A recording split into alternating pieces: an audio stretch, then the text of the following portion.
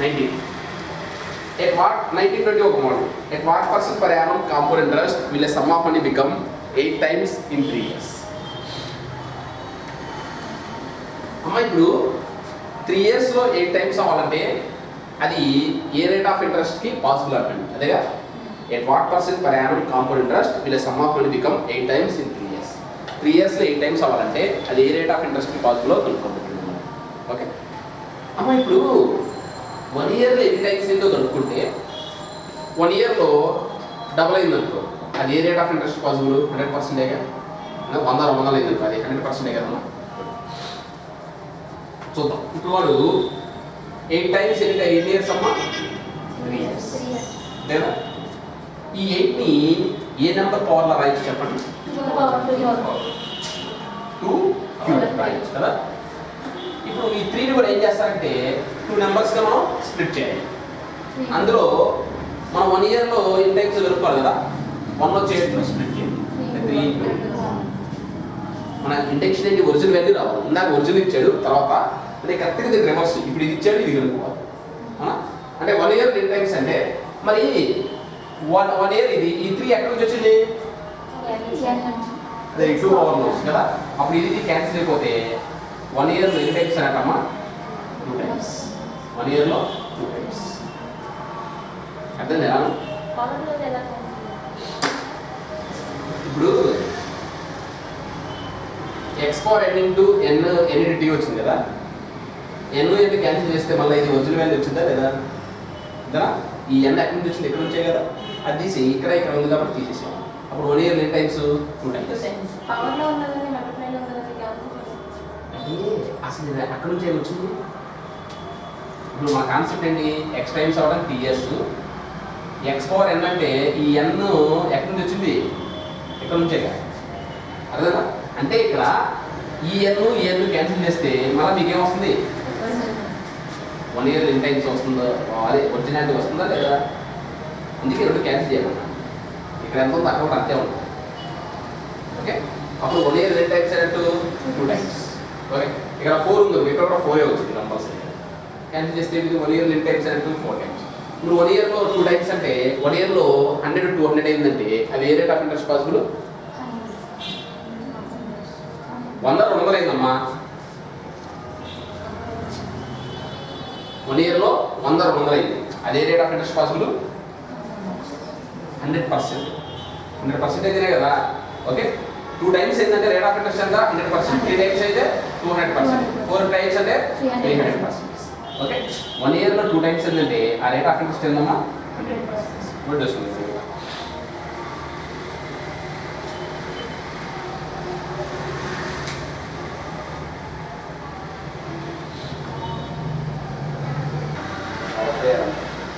Next one, 20th. At what percent per annum compound interest will a sum of money become 9 times in 2 years? అంతే కదమ్మా. At what percent per annum compound interest will a sum of money become 9 times in 2 years? అంటే 9 times ఎన్ని years అమ్మా 2 years కదా. అయితే మనం చూద్దాం 1 yearలో ఎన్ని టైమ్స్ కలుపుకుందాం అంటే 2ని కూడా ఒకసారి ఏంటంటే ఇంటూ 1 అప్పుడు ఈ 9 ఎలా రాయొచ్చు 3 స్క్వేర్ అంతే కదా. కంపల్సరీ 2 క్యాన్సిల్ అయితే 1 year ఎన్ని టైమ్స్ అమ్మా 1 yearలో 3 times. మరి 1 yearలో 100 300 అయిందంటే అది ఏ rate of interest possible 100%.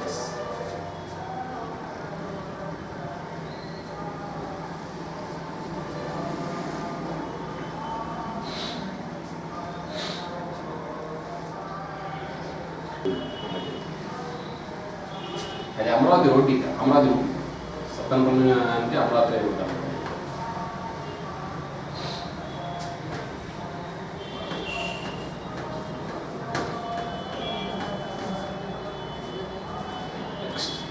Next అమ్మ 21st లోని ఇదేమో మా అత్తగారు.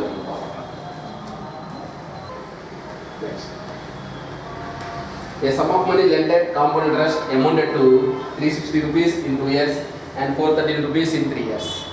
Find the rate of percent per annum. చూడండి ఈ 21, 22 ఒకే మన. A sum of money lended compound interest 100 to 360 rupees in 2 years and 430 rupees in 3 years. Find the rate of percent per annum. అమ్మ ఇప్పుడు 3 ఇయర్స్లో టోటల్ అమౌంట్ ఎంత? 430. మరి 2 ఇయర్స్లో total amount ఎంత? 360 అంతే కదా. ఇదే కాన్సెప్ట్ మనం సింపుల్ ఇంట్రెస్ట్ కూడా చేశాం కదా, అంతేనా? ఇక్కడ ఏంటంటే ఈ 2 ఇయర్స్కి 3 ఇయర్స్కి డిఫరెన్స్ ఎన్ని ఇయర్స్ ఉందమ్మా? ఇంట్రెస్ట్ ఎంత డిఫరెన్స్? 70 ఇయర్స్. మన ఎంతమ్మా? 70 ఇయర్స్. అయితే ఇప్పుడు మనకి rate of interest per annum కనుక్కోవాలి. అసలు rate of interest per annum ఎలా అనుకుంటాం? 1 year interest is what percent of the principal? 1 year interest is what percent of the principal? అంటే బాగుంది. ఇప్పుడు 1 year interest అంతా 70. మరి నాకు ఆరు కనుక్కోవాలంటే ఏం కావాలి? నెక్స్ట్ ప్రిన్సిపల్ కావాలి. సింపుల్ ఇంట్రెస్ట్ ఏంటంటే ఆ ఇంట్రెస్ట్ ఎవ్రీ ఇయర్ సేమ్ కాబట్టి ఆ 2 ఇయర్స్లోనో 3 ఇయర్స్లోనో ఆ ఇంట్రెస్ట్ తీసేసి ప్రిన్సిపల్ తీసుకొచ్చాం. మరి ఇక్కడ ప్రిన్సిపల్ ఎలా? అమ్మ ఆల్రెడీ మధ్య డిఫరెన్స్ 1 year అయితే చాలా ఈజీ చేయొచ్చు. మోర్ దాన్ 1 year అయితే మళ్ళీ కొంచెం కష్టం. అదే నెక్స్ట్ ప్రాబ్లం. ఇప్పుడు ప్రిన్సిపల్ ఏమైంది? ఇది ఇంట్రెస్ట్ అమ్మా 72 రూపీస్. నా ప్రిన్సిపల్ కావాలి. అప్పుడేగా 1 year interest is what percent of the principal నేను చెప్పగలిగేది. ప్రిన్సిపల్ ఏమైంది అమ్మా? ఈ 2 years టోటల్ అమౌంట్ అనేది 3rd yearకి ఏమైంది? కాంపోనెంట్స్ ప్రకారం ప్రిన్సిపల్ అయితే, ఎందుకంటే at the end of year total amount next ఇయర్కి ఏమైందమ్మా? ప్రిన్సిపల్. ఓకే, సో 72 అనేది 360లో ఎంత పర్సెంట్? 75 and 5 rupees. ఎలా ఇంట్రెస్ట్ ఉందమ్మా? 20%. ఇక్కడ 1 year డిఫరెన్స్ కాబట్టి చాలా సింపుల్ చేసి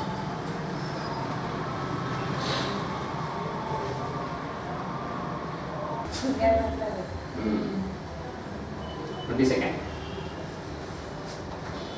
If a money lended compound interest amounted to 24,200 rupees in 2 years and 29,282 rupees in 4 years, find the rate of percent per annum and success. Micra, ఇది దీనికి ఎట్లా ఉంటుంది? 4 years టోటల్ అమౌంట్ ఎంతమ్మా? 29,282. 2 years total amount ఎంతమ్మా? 24,200. 2 years total amount ఎంత? 24,200. మరి ఇక్కడ దీనికి ఎన్ని ఇయర్స్ గ్యాప్ ఉంది? 2 years. ఇక్కడ 1 year కాబట్టి ఈజీగా మీరు ఏం చేస్తారు? 1 year ఇంట్రెస్ట్ కనుక్కొని ఆ 2 years టోటల్ అమౌంట్ ఏమవుతుందో దాని ప్రిన్సిపల్ ఇది కాబట్టి రేట్ ఆఫ్ ఇంట్రెస్ట్ అనేది 1 year interest is what percent of principal కనుక్కున్నాను కదా. మరి ఇక్కడ పాసిబుల్గా 2 years వచ్చింది కదా. 2 years వచ్చేసరికి ఏంటంటే ఇంట్రెస్ట్ ఎంత ఉంది వచ్చింది. మరి 1 year ఇంట్రెస్ట్ మీకు ఎంత తెలుసా? ఎప్పుడైనా ఆ రెండు మధ్య డిఫరెన్స్ అనేది మోర్ దాన్ 1 year అయితే, డిఫరెన్స్ అనేది మోర్ దాన్ 1 year అయితే, ఓకే, సో మీరు ఏం చేస్తారంటే ఈ 2 years టోటల్ అమౌంట్ ఏమైందండి? దాని ప్రిన్సిపలేగా, అవునా? అంటే టోటల్ అమౌంట్ ఎంత? 4 years 29,282, ప్రిన్సిపల్ ఎంత? 24,200. రేట్ ఆఫ్ ఇంట్రెస్ట్ తెలియదు మనకి, అదే మనం కనుక్కోవాలి. 1 + R/100 ఇలా చేయాలి. లేదా షార్ట్ కట్ ఏం చెప్పాను? Total amount by principal 29,282, 24,200.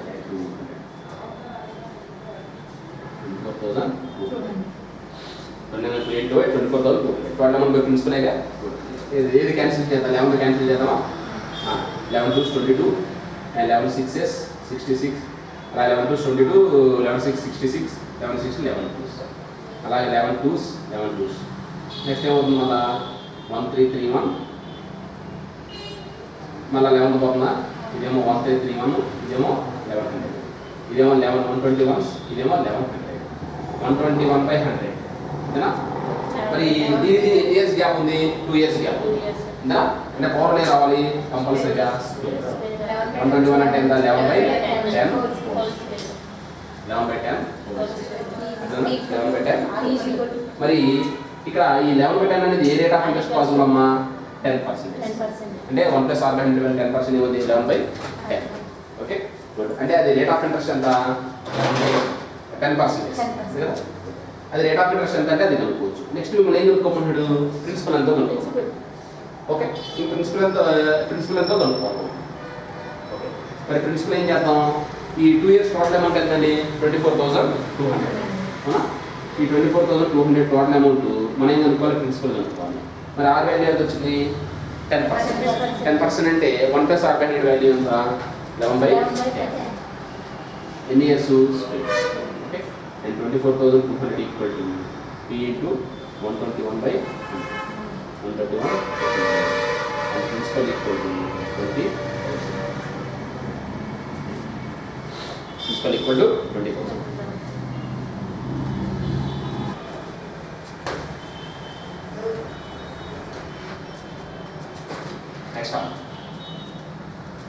Next 13-14 ఉన్నాము. ఈ 13-14 చేసే ముందు ఒక ఇంపార్టెంట్ ఫార్ములా ఉంది, 2 ఫార్ములాస్ ఉన్నాయి, నోట్ చేసుకుని నోట్ అని. If the difference between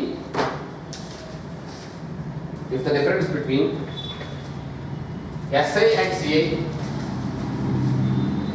the difference between SI and CI for 2 years is capital D. If the difference between SI and CI for 2 years is capital D, then principal P equal to P into 100/r whole square. Then principal P equal to P into 100/r whole square. Then principal P equal to P into 100/r whole square. ఇది simple interest compound interest 2 years difference ఇస్తాయి పనిచేసేది. అర్థనా, అంటే formula అనేది ఏంటంటే అన్నిటికీ పనిచేయదండి, దానికి కొన్ని exceptions ఉంటాయి. అర్థనా, ఇప్పుడు సింపుల్ ఇంట్రెస్ట్ కాంపౌండ్ ఇంట్రెస్ట్కి 2 years డిఫరెన్స్ ఇస్తే principal P equal to D into 100/r whole square.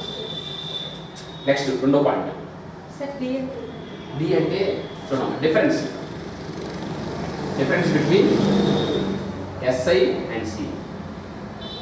Difference between SI and C. Simple interest component difference is there. The difference between SI and C. Next. If the difference between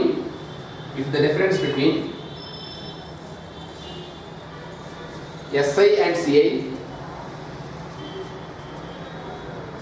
if the difference between SI and CI for 3 years is,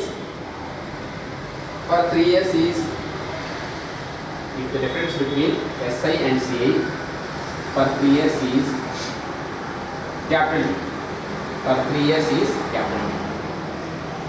In 3 years for 3 years is capital D. Then principal P equal to D into 10⁶ r square into 300 plus r. Then principal P equal to D into 10⁶ by r square into 300 plus r.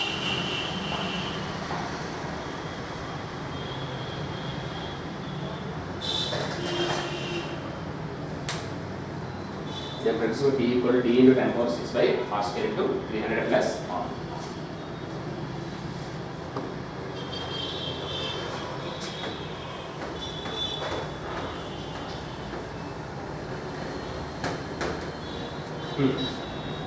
ఇది simple interest components 2 years difference ఇస్తే ఈ formula వేస్తాం, 3 years difference ఇస్తే ఈ formula వేస్తాం.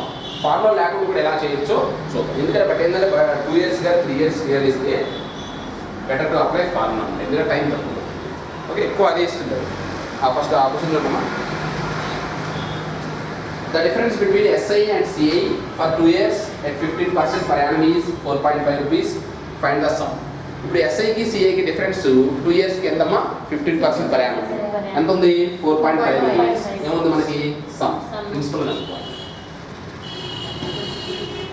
Okay, ఇప్పుడు 2 years difference కాబట్టి వస్తుంది మనకి principal P equal to D into 100/r whole square.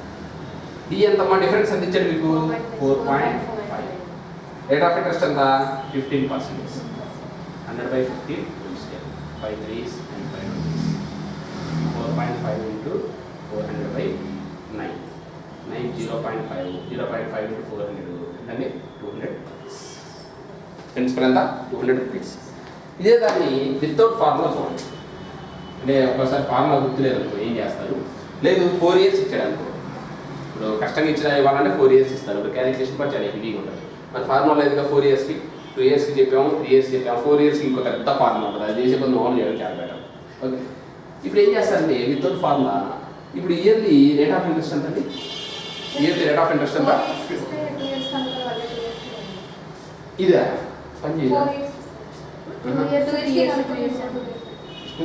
ఇది అప్లై అవ్వదు. ఇది ఓన్లీ ఫర్ 2 years. ఇది ఓన్లీ ఫర్ 3 years. 4 yearsకి ఇస్తే 2 years చేసి 2 years చేసి 22 అంటావా? అప్పుడు అది ఒప్పుకోదు. ఓకే, ఎందుకంటే మారట్లేదు, డిఫరెన్స్ మారదు. 2 years ఉండే డిఫరెన్స్ 4 years ఉండే డిఫరెన్స్ అదే ఉంటుందా? అదే ఉంటే నువ్వు చెప్పింది కరెక్ట్. అదే ఉండదుగా. 2 years డిఫరెన్స్ ఉంటే 4 years పెరిగితే తగ్గితే డిఫరెన్స్, అందుకే అది అప్లై అవ్వదు. ఓకే, ఇప్పుడు షార్ట్ కట్ అన్న వితౌట్ ఫార్ములా. ఇప్పుడు రేట్ ఆఫ్ ఇంట్రెస్ట్ ఎంతమ్మా? 15%. సింపుల్ ఇంట్రెస్ట్ ప్రకారం టోటల్ రేట్ ఆఫ్ ఇంట్రెస్ట్ ఏమిది? 2 15s 30%. అంతేగా? అంతేగా? 15 + 15 30% కదా.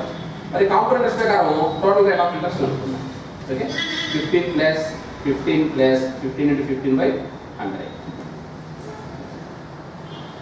32.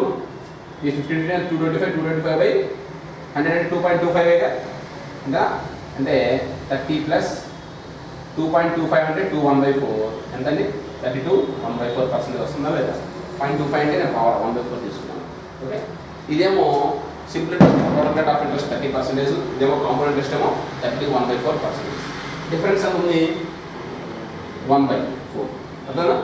అంతేగా ఈ రెండు డిఫరెన్స్ ఎంత? 1/4. 1/4% ఈజ్ ఈక్వల్ అమౌంట్ ఎంత డిఫరెన్స్? 2/1/4% ఈజ్ ఈక్వల్ డిఫరెన్స్ ఎంత ఉందా? ఎంత చెప్పి 4.4. ప్రిన్సిపల్ ఎంత పర్సెంట్ తీసుకుంటాం? 100% ఈక్వల్ జనరల్గా చేసే విధానం. అర్థనా? అంటే 100/4 2/4 అంటే 9/4 × 4.5 90.5. ఓకే, అంటే 200. ఓకే, జనరల్గా అది కూడా తెలుసుకోండి జస్ట్. బట్ కానీ ఫార్ములా అప్లై. ఎక్కువ 2 years 3 years అడుగుతున్నాడు. బియాండ్ 3 years అడిగితే మీకు తెలియాలి కాబట్టి జనరల్గా చేయడం. ఇప్పుడు దీని ప్రకారం మనం 4 years చేయొచ్చులే. 4 yearsకి టోటల్ సింపుల్ ఇంట్రెస్ట్ అనుకున్నాం, ఇంట్రెస్ట్ అనుకున్నాం, డిఫరెన్స్ తీసుకుంటాం, ఇచ్చిన డిఫరెన్స్ ఈక్వల్ చేస్తాం. ప్రిన్సిపల్ అంటే 100% ఎంత? ఇప్పుడు అది కూడా తెలుసుకోవాలి కాబట్టి చెప్పాను. మాకేంటంటే మేము ఎలానే వెళ్ళాం, మా చదువులో తల్లులు ఉంటారు క్లాస్లో.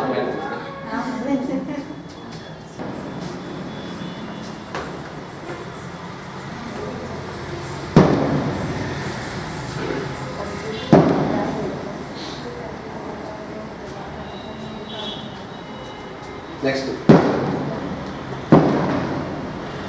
50.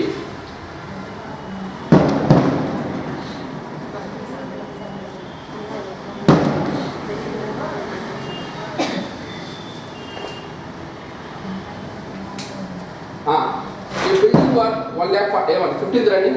A building worth 1,46,410 rupees is land worth 65,610 rupees. The land depreciates 10% per annum and building depreciates 10% per annum. After how many years will the value of the both be the same?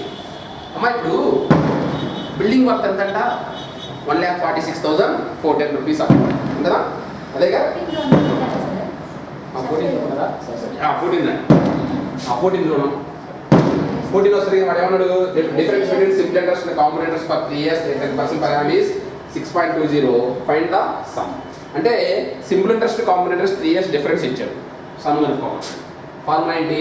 E = D × 10^6/300 plus difference ఎంతమ్మా? 6.2. Okay, 6.2 10^6 10² ఏమో 100 300 + 10 ఏమో 300. ఇది 2 zeros. ఇక్కడ ఏమైందమ్మా? Cube meet అంతే కదా. అలాగే 31 ఏమో 6.2 10 times 4.2 times. మామూలుగా 60 ఉంటే 31 2s అనేవాళ్ళం. మరి 6.2 కాబట్టి 0.2 మరి 0.2 × 10³ 1000 అంతే కదమ్మా? 200 rupees. 0.2 × 1000 200 rupees.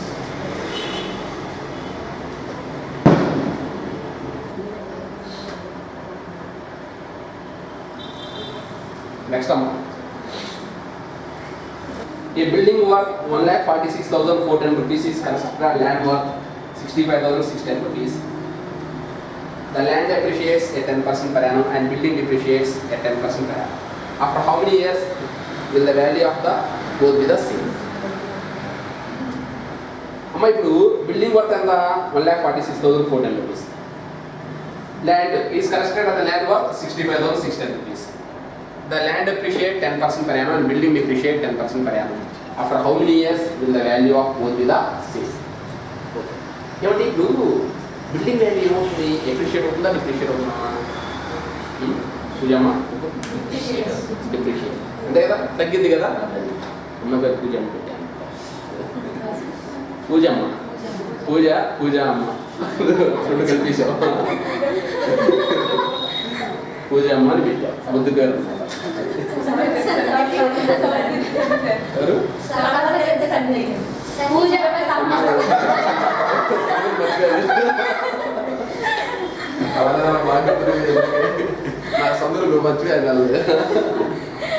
నాకు నా అకాడమిక్లో తక్కువ మార్కులు వచ్చే సబ్జెక్ట్ ఏంటంటే తెలుగే. ఎందుకంటే తెలుగు రైటింగ్ నా వల్ల కాదు. అదే నేను ఇంగ్లీష్ మీడియం కాదు, తెలుగు మీడియం. అదెంతో మరి నాకు తెలుగు మీడియం డిఫెక్ట్ పెట్టి ఇప్పుడు కూడా తెలుగులో రాయడంటే కష్టం. ఎవరైనా రాపిస్తా లెటర్ ఏదైనా అవసరం లేదు, అంటే ఇంగ్లీష్లో ఎక్కువ రాస్తుంది అలవాటు.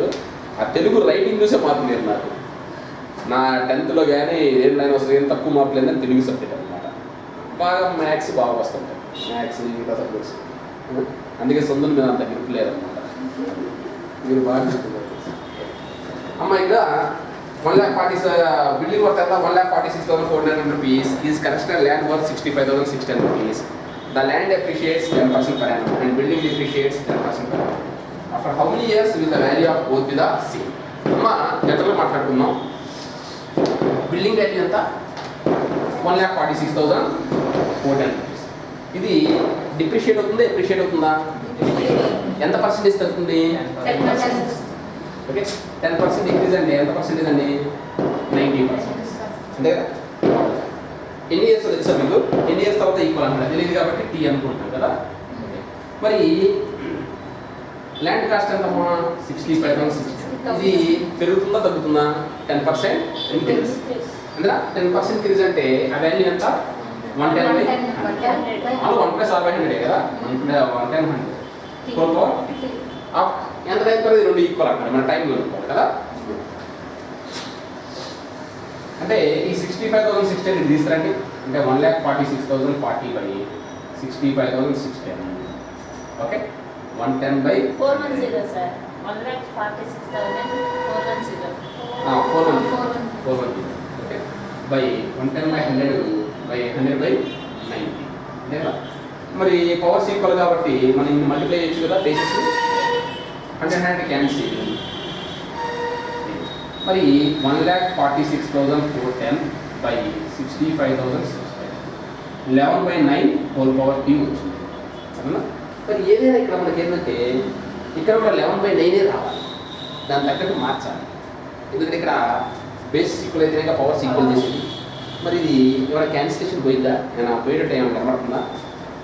కానీ ఇది 11 పవర్ రావాలి. ఆ 11 పవర్ ఏదో 11 క్యూబో 11 స్క్వేర్ అంటే ఈజీగా ఐడెంటిఫై చేసేవాళ్ళు. మరి ఇదేమో కష్టం ఉంది. ఓకే, మరి క్యాన్సిలేషన్ పోతుందా? పోదు. మీరు ఏం చేస్తారంటే దీన్ని 11తో క్యాన్సిల్ చేయండి. నేను ఐడెంటిఫై చేయాలి. 11తో క్యాన్సిల్ చేస్తే 11 1s ఎంత 1, అలాగే 11 3s ఎంత 3, అలాగే వస్తుంది మన 11 3s 3, మళ్ళీ 11 1s 0 0 అయితే క్యాన్సిల్ అయిపోతుంది కదా. అంటే 11తో క్యాన్సిల్ చేస్తే ఎంత వచ్చింది? 1331. 1331 అనేది ఏ నెంబర్ క్యూబ్? 11. అంటే ఇప్పుడు ఈ నెంబర్ని మనం ఏ రాయొచ్చు? 11/4 అంతేనా రాయొచ్చు కదా. 11/4 ఇది 11 క్యూబ్ కదా. మళ్ళీ ఇంటూ 11/4 రాయొచ్చు కదా. మరి కింద కూడా ఏం రావాలి అప్పుడు? 8 పేజ్ 9/4 రావాలి. ఓకే, 9/4. అంటే ఇది ఈ నెంబర్ని మనం ఎలా రాయొచ్చు? 11/9 4/4. ఇది 11/9 4/3. బేసిస్ ఈక్వల్ అయినప్పుడు పవర్స్ ఈక్వల్ చేయొచ్చు కదా. T = 4.